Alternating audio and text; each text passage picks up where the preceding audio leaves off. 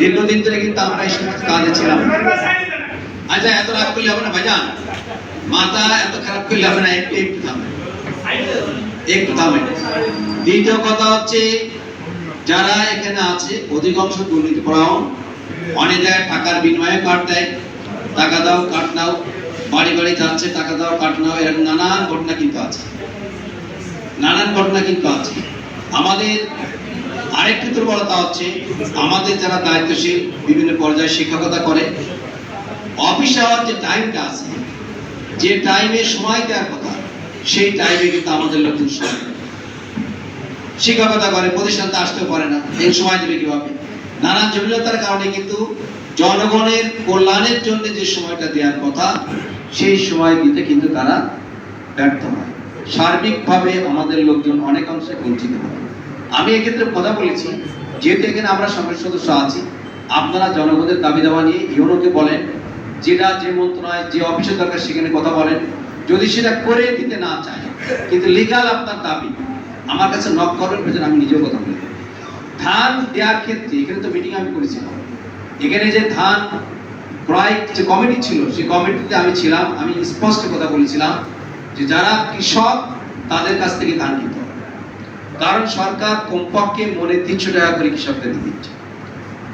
একজন যদি 30 মণ ধান দেয়, কমপক্ষে 9000 টাকা লাভ করতে হবে, কিন্তু 1100 টাকা ধান বিক্রি করে তো কৃষকের কোনো কিছু থাকছে না। অতিরিক্ত যদি আরো 300 টাকা করে বিক্রি করতে পারে, তাহলে কিছু টাকা তার পকেটে থাকবে। এটা কিন্তু আমরা দায়িত্বশীলদের সভাপতিকে বলে দিয়েছি, ইউনিয়নও বলেছি, আমাদের পক্ষ থেকে প্রচার কম হয়েছে। কিন্তু সর্বশেষ আমি আপনাদের কথা বলি, যারা আমার দ্বারস্থ হয়েছে তারা কিন্তু ফিরে যায়নি, তার ধান কিন্তু দিতে হয়েছে। সে আপনার এখানে হোক আর বাগারপাড়ায় হোক, ধান নেবে না, আমি বলেছি আমার কাছে বলতে, আমি বলে দিচ্ছি, বলার সাথে কিন্তু ধান নিয়েছে। কারণ এবারও মধ্যস্বত্বভোগী পলিটিক্যাল পার্টির নেতা এবং কর্মীরা প্রশাসনের সাথে যোগাযোগ করে লক্ষ লক্ষ টাকা তারা আয় করে নিয়ে গেছে। হয়তো 20% ধান কৃষক দিতে পেরেছে, 80% কিন্তু প্রকৃত কৃষকের পকেটে টাকা যায় না, টাকা রাজনৈতিক নেতাদের পকেটে চলে গেছে, আবার অসাধু যারা কর্মকর্তা আছে তাদের পকেটে গেছে। এই জন্য আমাদের পক্ষ থেকে যদি আমরা পর্যাপ্ত সময় দিতে না পারি, আমরা যদি অফিসে যোগাযোগ রাখতে না পারি, তাহলে কিন্তু এই কাজগুলো করা যাবে। এই কাজগুলো এমপির কাজ না, এই কাজগুলো এই লোকাল দায়িত্বশীলদের কাজ। তারাই কিন্তু আপনাদের এই টিসিপি কার্ড বলেন, বিধবা ভাতা বলেন, বয়স্ক ভাতা বলেন, এসব তাদেরই কাজ, তারা এই কাজগুলো করবে। যদি লিগাল সেখানে থাকে আপনার করে দেবে, যদি না করে আপনার করলে আমরা হয়তো সেখানে কথা বলতে পারি। দায়িত্ব তো সব কিন্তু এমপির না, এটা বুঝতে হবে। এবারে আপনাদের এখানে পৌরসভা ইউনিয়ন কিন্তু সিপারেট। যেমন এমপির কাছে যে সমস্ত বরাদ্দগুলো আসে, সেখানে কিছু বরাদ্দ আছে পৌরসভায় দেওয়া সম্ভব, অধিকাংশ বরাদ্দ কিন্তু ইউনিয়নে দিতে হবে। পৌরসভার বরাদ্দ কিন্তু আলাদা আসে, বাজেট থাকে আলাদা। আপনাদের পৌরসভায় যে রাস্তাগুলো ভেঙে চলে গেছে, চলাচল করা যাচ্ছে না, সে রাস্তার তালিকাটা করে আমাদের দেবেন, সে রাস্তার তালিকাগুলো করে আমাদের কাছে দেবেন। আমরা ইতিপূর্বে যে 65 কিলোমিটার রাস্তা আমরা পেয়েছি, পৌরসভার ভিতরে দেওয়া যাবে, পৌরসভার বরাদ্দ আলাদা। যেমন বাগারপাড়া পৌরসভা দেওয়া যাবে, বাগারপাড়া পৌরসভা 1,52,00,000 টাকার একটা প্রজেক্ট পাইছে। আমার কাছে বললো, আমি দেখলাম সব প্রজেক্টগুলো আছে, রাস্তা আছে, ড্রেন আছে, আলো আছে, পানি আছে, সুবে পানি আছে, বরাদ্দ আছে। পৌরসভার বরাদ্দ কিন্তু আলাদা থাকে। আপনার এই নোয়াপাড়া একাডাগারি পৌরসভা, এদের বরাদ্দ কিন্তু আলাদা আছে, কিন্তু সেই বরাদ্দ আছে কি কাজ করতেছে, এটাও কিন্তু আপনাদের এখানে দায়িত্বশীল যারা তাদের পৌরসভায় যেতে হবে, যে দেখতে হবে, কথা বলতে হবে। এরপরে যে রাস্তাগুলো ইমার্জেন্সি প্রয়োজন, ওই জন্য আমার কাছে তালিকা দেবে যে এই পৌরসভার এই ওয়ার্ডের এই রাস্তা, এই ওয়ার্ডের এই রাস্তাগুলো ভেঙে গেছে, চলাচল করা যাচ্ছে না, আমার কাছে দেবেন। আমি এখানে স্থানীয় সরকার মন্ত্রণালয় ভাইয়ের সাথে যে প্রশাসক আছে তার সাথে আমি যোগাযোগ করবো, জনগণের কষ্ট হচ্ছে, এই রাস্তাগুলো আপনাদের যে বরাদ্দ আছে সেখানে বরাদ্দগুলো কাছে করে দেওয়ার চেষ্টা করতে হবে।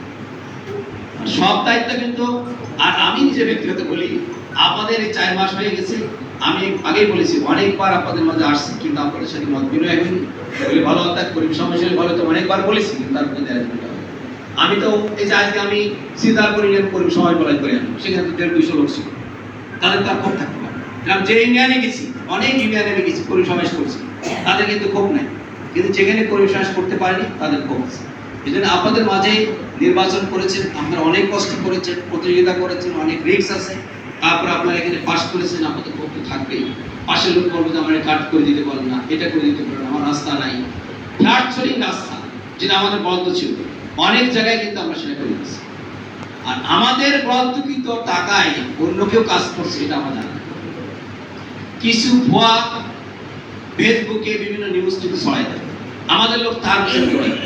আমি দেখলাম গতকাল না পরশু দিন আমাদের আইফাই পেজ থেকে বিএনপির একটা নিউজ বেরোচ্ছে যে সাবরা মুন্নি সে বাগারপাড়া ভয়নগরে এতগুলো রাস্তা করে দিচ্ছে, আসলে কিছুই নেই। আমাদের পাবলিক এখন বুঝেও না কিছু। সে একটা ডিএলওটার দিচ্ছে, সেই ডিএলওটার মন্ত্রণালয় দিয়ে দিচ্ছে, রাস্তা কি হয়ে গেছে? ডিএলওটার দিলে রাস্তা পাই, রাস্তা করতে গেলে তার প্রজেক্ট লাগে, প্রত্যেকটা প্রজেক্টের অধীনে রাস্তা থাকে সারা বাংলাদেশে। যেমন আমরা যে রাস্তা দিচ্ছি 65 কিলোমিটার, এখানে দুইটা প্রজেক্ট আছে, একটা প্রজেক্টে 30 কিলোমিটার আছে, আর একটা প্রজেক্টের অধীনে 35 কিলোমিটার আছে। 30 কিলোমিটারের প্রজেক্টটা পাস হয়ে গেছে, খুব তাড়াতাড়ি টেন্ডারের কাজ শুরু হবে। 35 কিলোমিটার আজকে প্রজেক্ট পাস হওয়ার অধীনে আছে, পাস হলে তারপর টেন্ডার টেন্ডার হলে আমরা আপনাদের এই উপজেলায় এই 65 কিলোমিটারের মধ্যে প্রায় 30 থেকে 32 কিলোমিটার রাস্তা আপনাদের আছে, আপনাদের উপজেলায় আছে, সেগুলো কাজ মানুষ দেখতে পাবো, কাজ শুরু হচ্ছে। অন্য কেউ চিন্তাই করে নিতে পারেন, আমার কাছে তালিকা আছে, আমরাই দিয়েছি। এলজেডি লোকাল গভর্নমেন্ট এগুলো উপজেলার মাধ্যমে জেলার মাধ্যমে ঢাকায় গেছে, সব তো আমাদের ডকুমেন্ট আছে। আজকে অনেকে এগুলো চিন্তাই করে নিতে চাচ্ছে, চিন্তা এই যে সম্প্রতি হঠাৎ করে 10টা মসজিদ তালিকা আমাদের দিল, আমরা সরকারকে বেশি বললাম 2 দিনের মধ্যে 10টা মসজিদ তালিকা দেবে, এটা ইমার্জেন্সি, তাদের কিছু টাকা দেবে। সেই 10টার মধ্যে 12 দেওয়ার কারণে সেখানে 10টা মসজিদ পাইছে 3 থেকে 30 লাখ টাকা। আমাদের বাগারপাড়ায় পাইছে আমাদের 3টা, আপনার উপজেলায় পাইছে 5টা, বেশি কিন্তু আপনারা পাইছেন। আর বসুন্ধরায় পাইছে 2টা, বাগারপাড়ায় 2টা বাদ আছে। ঠিক আছে, এটা তো এবং এই কাজটাও একটা কমিটির মাধ্যমে কাজ। কেউ যদি এসে বলে উপজেলায় কিন্তু চিঠি চলে আসছে, চিঠি কিন্তু উপজেলায় চলে আসছে, ইওর কাছে চিঠি আছে। কেউ যদি এসে বলে যে আমি করে নিয়ে আসছি, বিষয়টা তো তা না, ও তালিকা দাবাত দেওয়া হবে।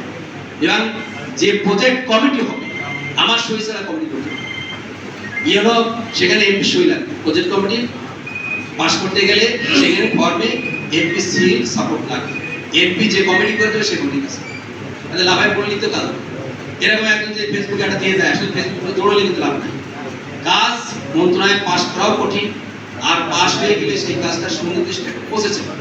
আমরা যে এডিপি যে টাকা পেয়েছিলাম সেখান থেকে যত সম্ভব এই উপজেলার জন্য 30% কাজ সেখানে পিআইসির মাধ্যমে কমিটির মাধ্যমে করার কথা ছিল। বিভিন্ন দ্রব্য ক্রয় করেছি, কিনেছি, সেগুলো আমরা দিয়েছি না। সেখানে দেওয়ার ক্ষেত্রে করার ক্ষেত্রে আমরা বলেছি শুধু আমরাই বলবো, সরকারি অর্থ দলমত নির্বিশেষে সবাইকে দিতে হবে।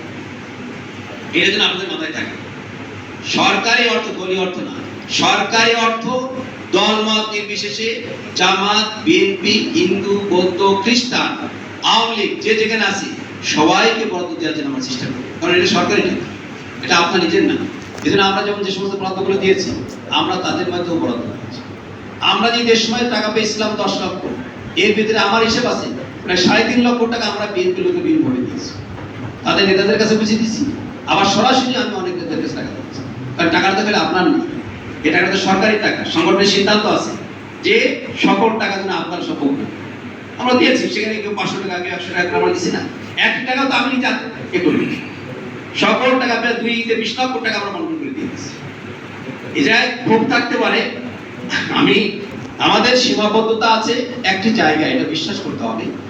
আমরা এখানে পাস করছি এমপি, কিন্তু মনে রাখতে হবে ক্ষমতায় কিন্তু বিএনপি, তাদের সাথে সব বিষয় সমন্বয় করে কিন্তু চলতে হবে।